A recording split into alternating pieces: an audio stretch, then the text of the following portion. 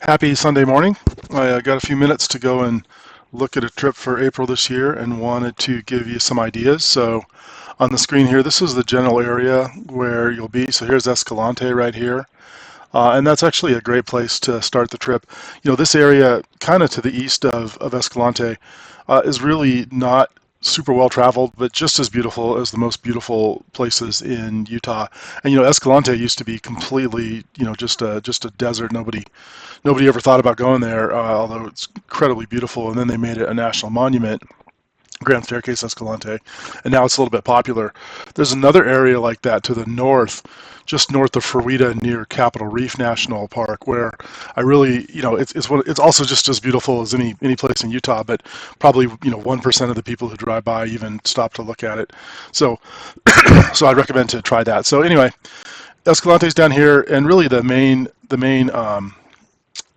attraction of Escalante is to go down into the canyon down here to the southeast, and I'll show you what that looks like.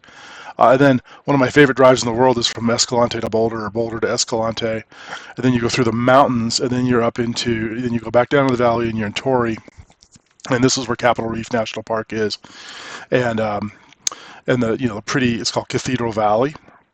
And then you're close to Hanksville, and from Hanksville, you can either go down south. This is also one of the more beautiful drives in the state, down to the river. This is just incredible. You can see here's Canyonlands. This is the maze here that we've been to a few times. It's the west side, and then of course the Island in the Sky is the north between the Green River there and the Colorado River there, where the great confluence happens.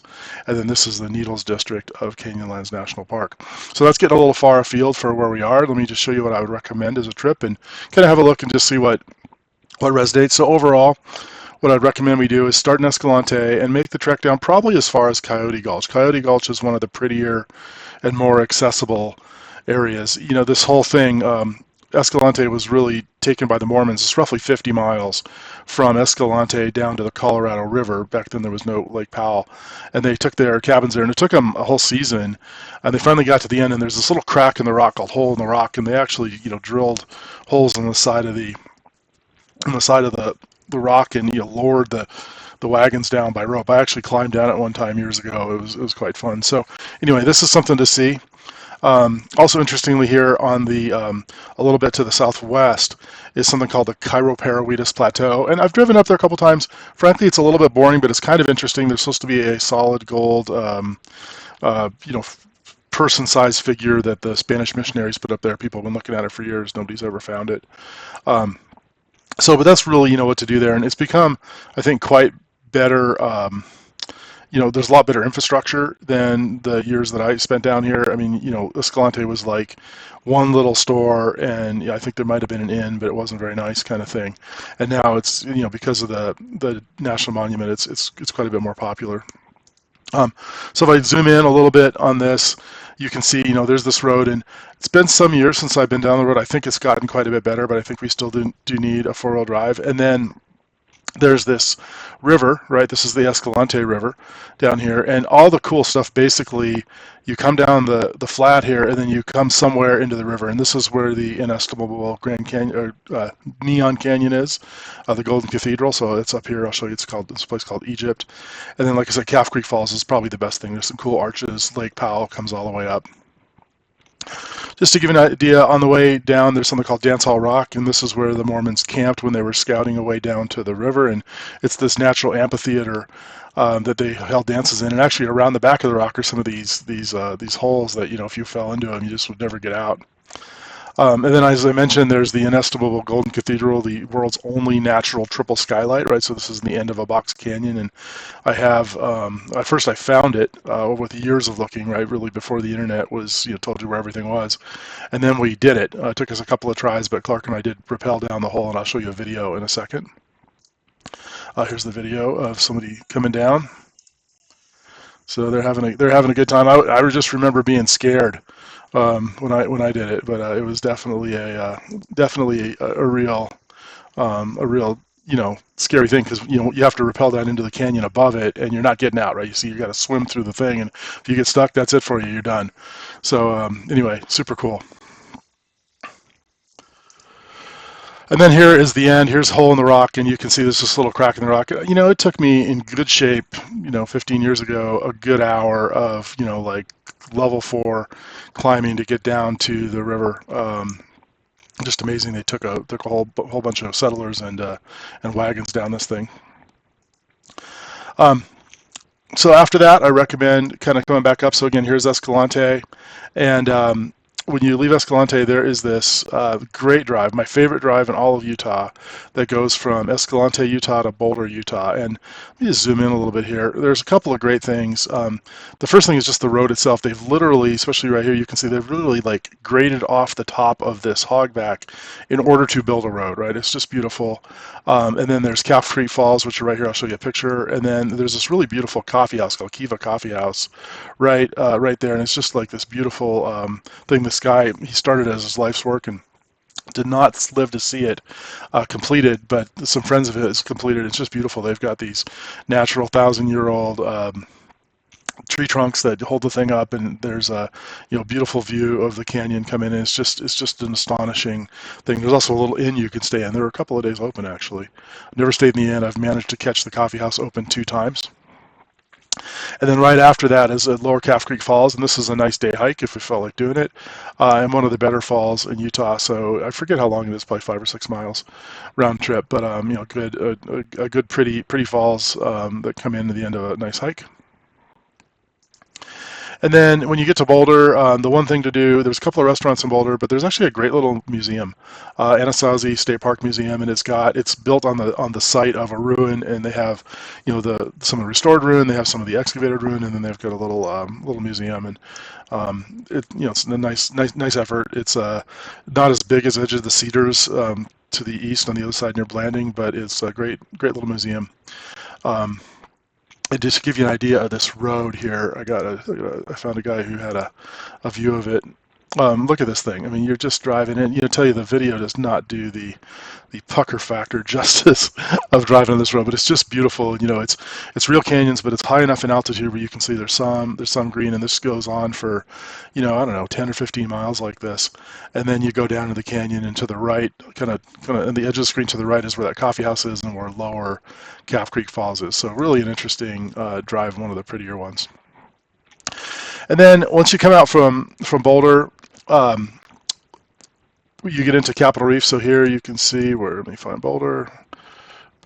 Boulder's right here, and if you see my mouse, and then you go over some mountains, and these are like legit mountains. You're up high. You don't want to camp there in April; it's too cold. But then you're back down into the warm valleys, and this area, like I said, just as beautiful as any place in the world, and yet people haven't really discovered it yet. So going right here, right through the middle, this is kind of the area where most people drive through. This is the Capitol Reef National Park. These are very pretty. Really beautiful. There's a little town called Fruita. There's enough water there where there are actually fruit trees that the settlers brought quite a long time ago, and they're still bearing fruit.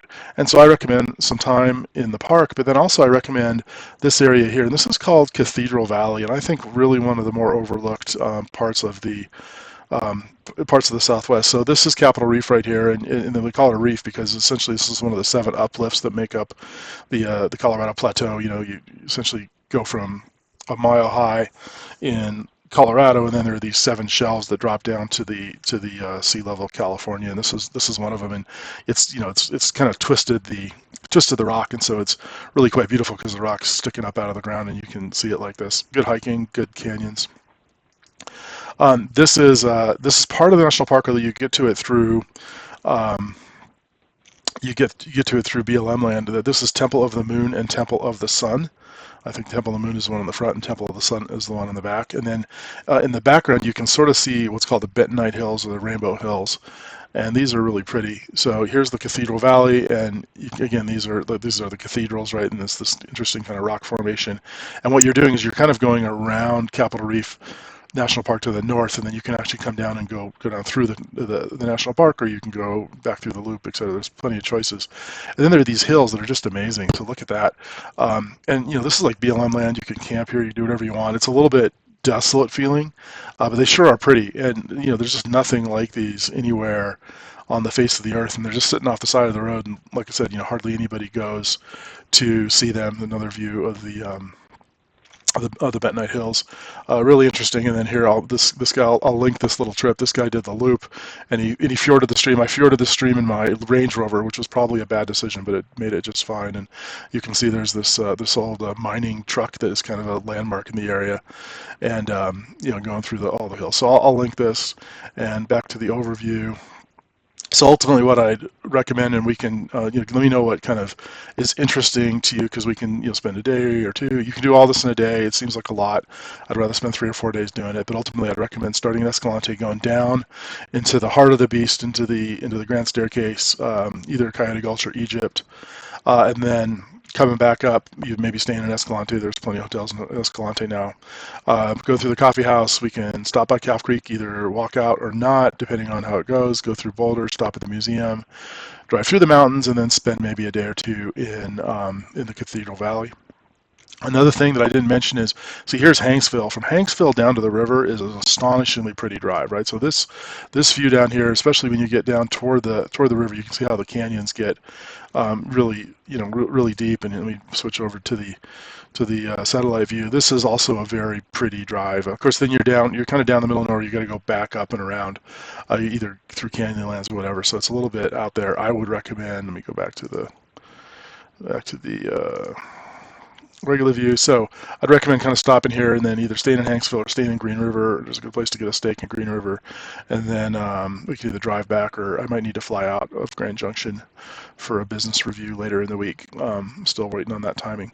So anyway, that is what I have thought of for this part of the world. It's actually, like I said, both one of the least known parts of Utah, but also one of the most pretty, and has not been completely overrun by tourists. So that is it's a positive and a negative, right? It's a positive because there's not people. It's a negative, and there's not infrastructure. So you do have to, we'll have to bring our emergency kit for the Jeeps and just be on our feet, kind of thing. But we've been doing that for 30 years, and always turns out well if you plan well. So please let me know what you think. Thanks.